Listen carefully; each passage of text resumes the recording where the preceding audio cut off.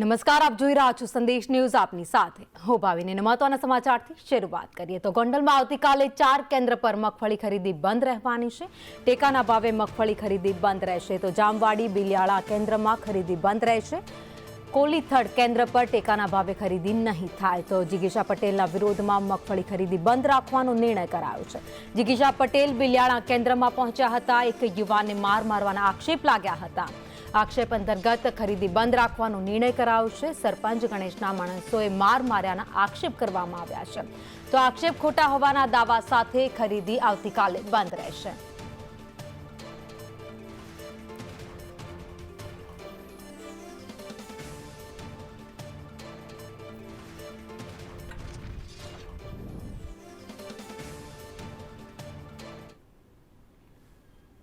અને આગળ વાત કરીએ, 42 વર્ષથી ભાજપમાં કાર્યરત હરજી પટેલ આપમાં જોડાયા છે.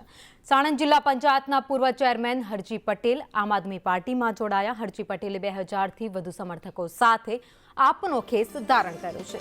ઈસુદાન ગઢવીની હાજરીમાં સમર્થકો સાથે તેઓ આપમાં જોડાયા હતા. પાપનું પ્રાયશ્ચિત કરવું હોય તો ભાજપને વગાડવી પડશે તેવી વાત ઈસુદાન ગઢવીએ કરી છે.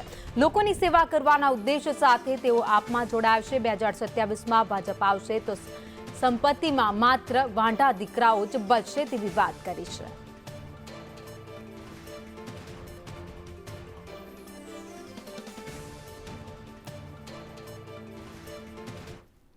તો અમદાવાદ યુનિવર્સિટી વિસ્તારમાં ફાયરિંગની ઘટના બની. વિજય ક્રોસ રોડ પાસે સુભાષ સોસાયટીમાં ફાયરિંગ થયું. પતિ પત્નીના ઝઘડામાં ફાયરિંગ કરવામાં આવ્યું. રાહુલ સોની નામના શખ્સે ફાયરિંગ કર્યું હતું. 6 રાઉન્ડ ફાયરિંગ કર્યું હોવાની માહિતી સામે આવી છે. ફાયરિંગ કરનારની પોલીસે અટકાયત કરી છે. 12 બોરની બંદૂક અને રિવોલ્વર જપ્ત કરાઈ છે.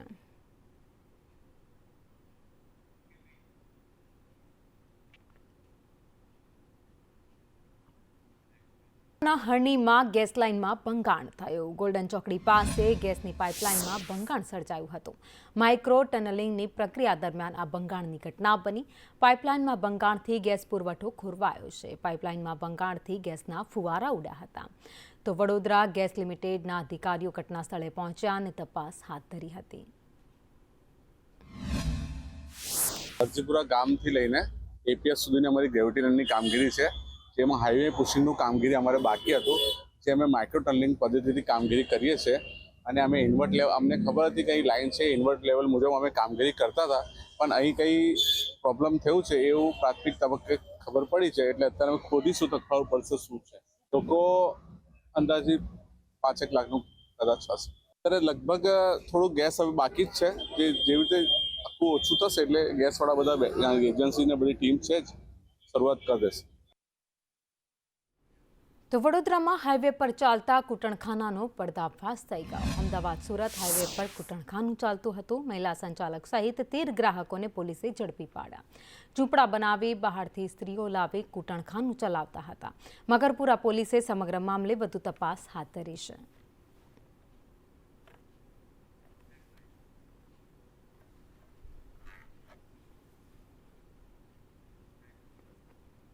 તો મહીસાગરમાં ગેરકાયદે લાકડા કટિંગ પર દરોડા પાડવામાં આવ્યા. ગેરકાયદે લઈ જતા લાકડા સાથે 2 લોકોને ઝડપી પાડવામાં આવ્યા. 2 ટ્રકમાં ગેરકાયદે રીતે લાકડા ભરવામાં આવ્યા હતા.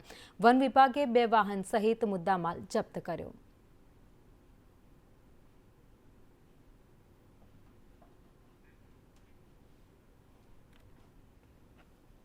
તો દાહોદના લીંબડીમાં થયેલી ચોરીનો ભેદ ઉકેલાયો. ફાઇનાન્સ કંપનીનો પૂર્વ કર્મચારી જ ચોરી નીકળ્યો છે. ગણતરીના કલાકોમાં પોલીસે ચોરને ઝડપી પાડ્યો. ફ્યુઝન ફાઇનાન્સમાં 1,99,000ની ચોરી કરી હતી. ચોરીના આરોપમાં પૂર્વ કર્મચારીની ધરપકડ થઈ. આરોપી આતિશ બુરિયાની મુદ્દામાલ સાથે ધરપકડ કરાઈ. તો નડિયાદના અમદાવાદી બજારમાં વકફ બોર્ડની મોગલ કબ્રસ્તાન ટ્રસ્ટની જમીન પર વખાડ તેમજ દુકાનો ખડકી દઈ ભાડું વસૂલતા રફીક પાનવાલા નામના શખ્સ સામે કાર્યવાહીની માંગ કરાઈ છે. ટ્રસ્ટની જમીન પર ગેરકાયદેસર કબજો કરી ભાડું વસૂલવાના આક્ષેપ સાથે સામાજિક કાર્યકર જુનેદ ખાન પઠાણે ખેડા જિલ્લા પોલીસ વડાને આવેદનપત્ર આપ્યું અને મનપા આ અંગે તપાસ કરી વહેલી તકે દબાણ દૂર કરે તેવી અપીલ કરી છે.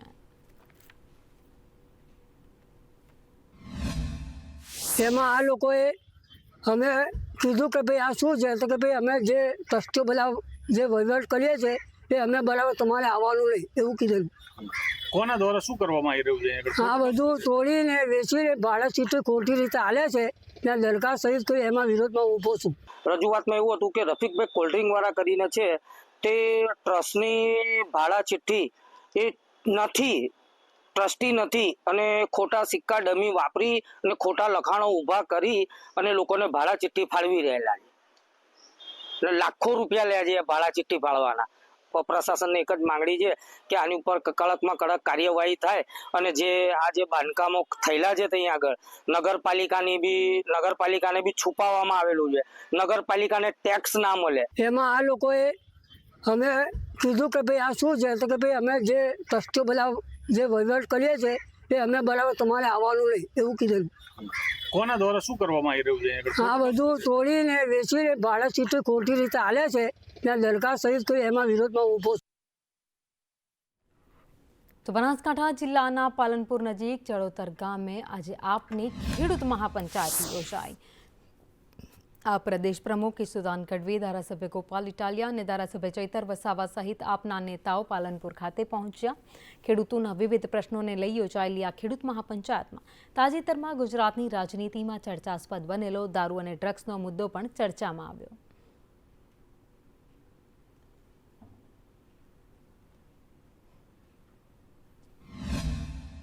અહીં જ આવીને અમે અમારા જે મુદ્દાઓ છે, આપે જોયું હશે કે સમગ્ર ગુજરાતમાં કડદા પ્રથા ચાલે છે અને જે પણ ખેડૂત પોતાનો કાચો માલ લઈને માર્કેટ યાર્ડોમાં જાય છે, સરકારે જે ટેકાના ભાવો જાહેર કર્યા છે તે ખેડૂતને મળતા નથી અને એમાં કડદો થાય છે.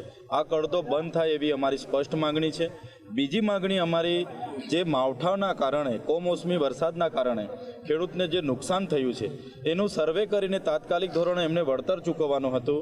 તેની જગ્યાએ આજ દિન સુધી ભારતીય જનતા પાર્ટીની સરકાર નવા સર્વે કરાવે છે, નવી ફોર્મો ભરાવે છે, ઓનલાઈન ફોર્મો ભરાવે છે અને ખેડૂતને એમાં જ્યારે પૈસા મળે છે માત્ર 3,000, 3,500, તો આ એક ખેડૂત સાથેનો મજાક થાય છે. તો ડ્રગ્સના બાબતે પણ ગૃહમંત્રીની અધ્યક્ષતામાં એક સર્વપક્ષી બેઠક બોલાવવામાં આવે.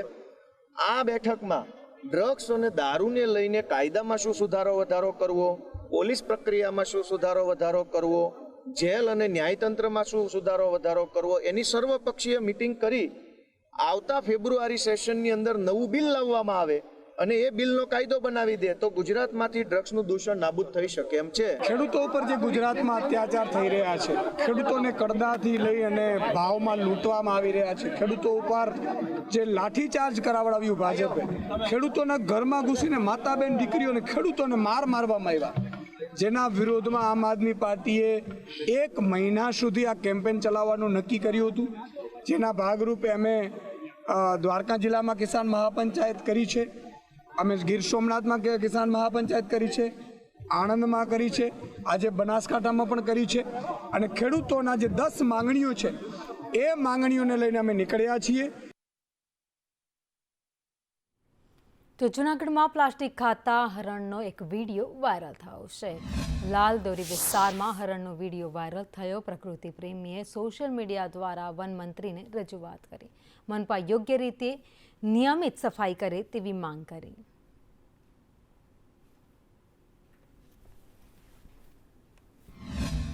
પ્રકૃતિ પ્રેમી તરીકે અમે બીજી પણ આશા રાખીએ છીએ, વન મંત્રી એટલા સંવેદનશીલ છે તો અમે બીજી પણ આશા રાખીએ છીએ કે જે ભવનાથ આસપાસનો જે રક્ષિત વિસ્તાર છે, જે સેન્સિટિવ ઝોન છે, કે જ્યાં વન્યજીવો પ્રાણીઓની અવર જવર છે, જે કોરિડોર છે વન્યજીવ પ્રાણીઓનો, તેની આસપાસ અસંખ્ય પુષ્કળ પ્લાસ્ટિકના ઢગલા પડેલા છે કચરા રૂપે, કે જે તાત્કાલિક ધોરણથી કોર્પોરેશનને આદેશ આપીને વનમંત્રીશ્રીએ હટાવવા જોઈએ. આજે જ એક વિડીયો મારા ધ્યાનમાં આવ્યો છે, જે ભવનાથથી લાલદોરી તરફ જતા રસ્તામાં વન્યજીવ પ્રાણીઓ છે એ પ્લાસ્ટિકના ઢગલામાંથી કચરો ખાય છે. વિભાગે અમરેલીને 19 નવી બસ ભેટમાં આપી છે. ત્યારે રાજ્યકક્ષાના મંત્રી કૌશિક વેકરિયાએ નવી બસનું લોકાર્પણ કરીને લીલી ઝંડી આપી. કૌશિક વેકરિયાએ નવી બસમાં મુસાફરી પણ કરી. ભાજપના નેતાઓ આ પ્રસંગે ઉપસ્થિત રહ્યા.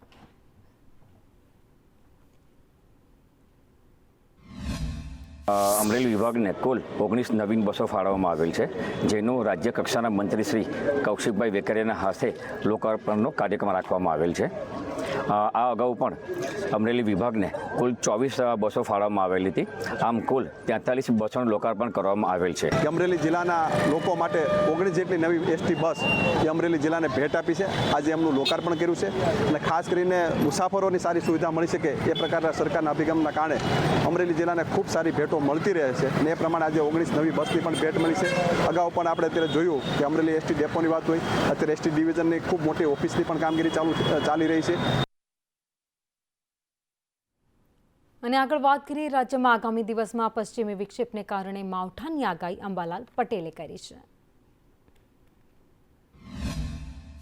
ગુજરાતના હવામાન શાસ્ત્રી અંબાલાલ પટેલે ડિસેમ્બર મહિનામાં રાજ્યના હવામાનમાં મોટા ફેરફારો અને કાતિલ ઠંડીની આગાહી કરી છે. તેમના મતે 18 થી 24 ડિસેમ્બર વચ્ચે એક મજબૂત પશ્ચિમી વિક્ષેપ આવવાની શક્યતાઓ છે, જેના કારણે ગુજરાતમાં માવઠું થવાની શક્યતા છે. ખાસ કરીને ઉત્તર ગુજરાતના ભાગોમાં છાંટા પડવાની શક્યતા રહી શકે અને રાજ્યના અન્ય ભાગોમાં છાંટા પડવાની શક્યતા રહી શકે અને 20મી ડિસેમ્બરે દેશના ઉત્તરીય પર્વતીય પ્રદેશોમાં ભારે વરસાદ થવાની શક્યતા રહેતા 22 ડિસેમ્બર આસપાસ કાતિલ ઠંડીને વેગ મળે. તારીખ 18થી 24 ડિસેમ્બરના અંત સુધીમાં માવઠું થવાની શક્યતા રહે. જોકે આ પશ્ચિમી વિક્ષેપની સીધી અસર પહેલા 8 ડિસેમ્બર સુધીમાં પણ એક પશ્ચિમી વિક્ષેપ આવવાની શક્યતા છે. આ ઉપરાંત 5 થી 10 ડિસેમ્બર સુધી રાજ્યના કેટલાક ભાગોમાં વરસાદી છાંટા પડી શકે છે. ગુજરાતના વલસાડ, નવસારી અને સુરતમાં આ સમયગાળા દરમિયાન વાદળછાયું વાતાવરણ રહેશે.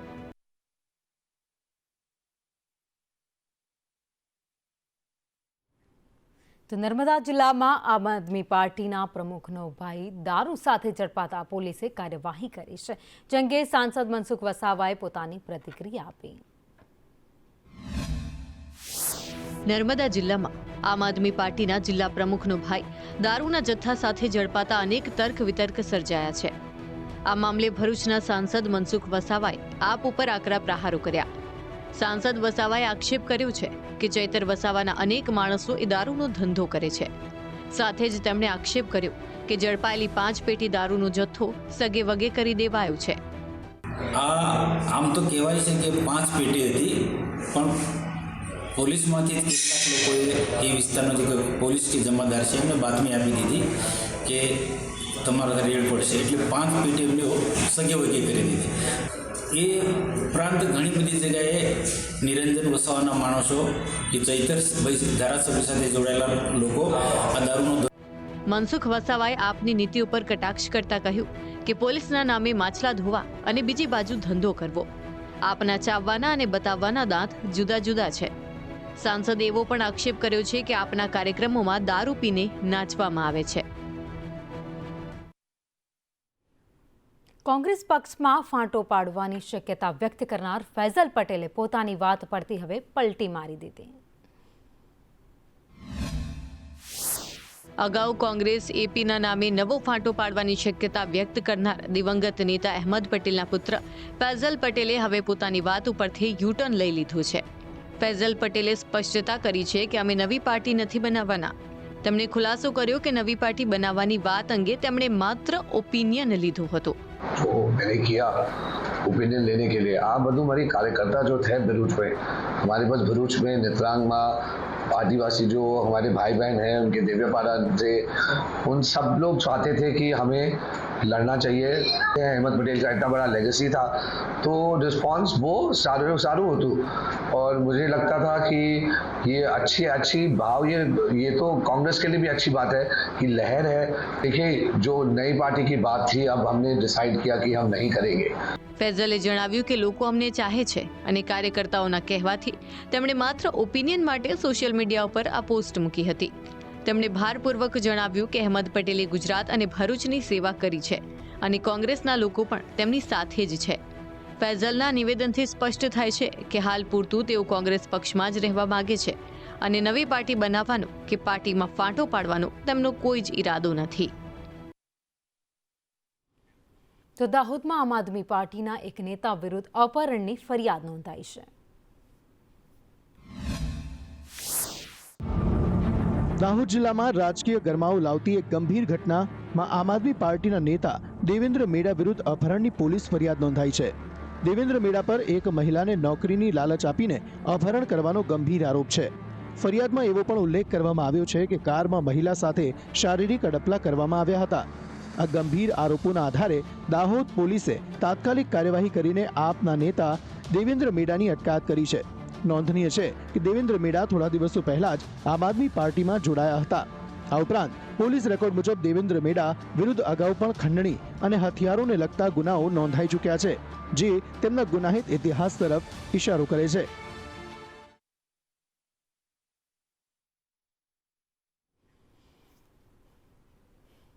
તો ગુજરાતમાં સ્થાનિક સ્વરાજ્યની ચૂંટણી અને સહકારી સંસ્થાઓમાં EWSનું અનામત લાગુ કરવાની માંગ સાથે પાટીદાર નેતાઓ આક્રમક બન્યા છે. વરુણ પટેલે એક ચર્ચાસ્પદ પોસ્ટ કરીને જણાવ્યું કે જો EWS લાગુ નહીં થાય તો પાટીદારોનું રાજકીય પતન શરૂ થશે અને પછી રાજકારણમાં પાટીદાર દૂરબીનથી પણ જોવા નહીં મળે. પાટીદારોના રાજકીય પતનની શરૂઆત કરવાની જે શરૂઆત થઈ છે, વાત મારી એ છે. અને મારી જે મુખ્ય માંગણી એ છે કે આવનારા દિવસોમાં EWS જો લાગુ કરવામાં નહીં આવે તો પાટીદારો ગુજરાતની રાજનીતિમાં ક્યાંય દૂર દૂર સુધી દેખાશે નહીં. આ મામલે અલ્પેશ કથિરિયાએ પણ વરુણ પટેલના સૂરમાં સૂર પુરાવ્યું છે. ની અંદર પ્રથમ વખત સ્થાનિક સ્વરાજની ચૂંટણી છે, રિઝર્વેશન કોટા સાથે થવાની છે, તો 10% EWSનો પણ એમાં સમાવેશ એટલા માટે થવો જોઈએ કે જેનાથી જે EWSનો આખો વર્ગ ને આખો સમૂહ છે કે જેની અંદર 68થી પણ વધારે જ્ઞાતિઓનો સમાવેશ થયો છે, તો દરેક જ્ઞાતિને એમના લોકોને એમના જે કોઈ પણ આગેવાનો છે એમને જે કોઈ પણ ચૂંટણી પ્રક્રિયામાં ભાગ લેવાનો લાભ મળે. કથિરિયાએ જણાવ્યું કે EWS લાગુ થાય તો પાટીદારોને 10% અનામત મળી શકે અને આ મુદ્દે ચૂંટણી પંચમાં રજૂઆત પણ કરવામાં આવી છે. તો સુરત ખાતે નાયબ મુખ્યમંત્રી હર્ષ સંઘવીએ BLO દ્વારા કરવામાં આવી રહેલી ચૂંટણીલક્ષી કામગીરીનું નિરીક્ષણ કર્યું હતું. નિરીક્ષણ બાદ ડેપ્યુટી CM હર્ષ સંઘવીએ BLOની કામગીરીને લઈને નિવેદન આપ્યું, જેમાં તેમણે BLOની પ્રશંસા કરી. સંઘવીએ જણાવ્યું કે છેલ્લા 21 દિવસથી BLO રાત અને દિવસ સતત કામગીરી કરી રહ્યા છે. તેમણે ઉમેર્યું કે નાની મોટી તકલીફોને બાજુમાં મૂકીને પણ આ કર્મચારીઓ રાષ્ટ્રહિતમાં કામ કરી રહ્યા છે.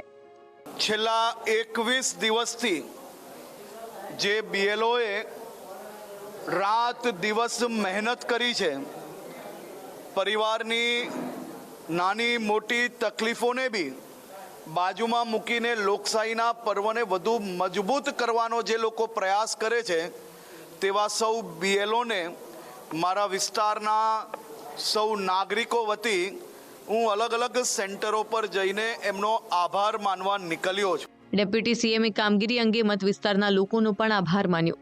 આ ઉપરાંત તેમણે કહ્યું કે BLO ઉપર ઓછામાં ઓછું ભારણ રહે તે માટે કોલેજો અને ITIના કર્મચારીઓને પણ આ કામગીરીમાં સામેલ કરાઈ રહ્યા છે, જેથી કામગીરીનું ભારણ વહેંચી શકાય.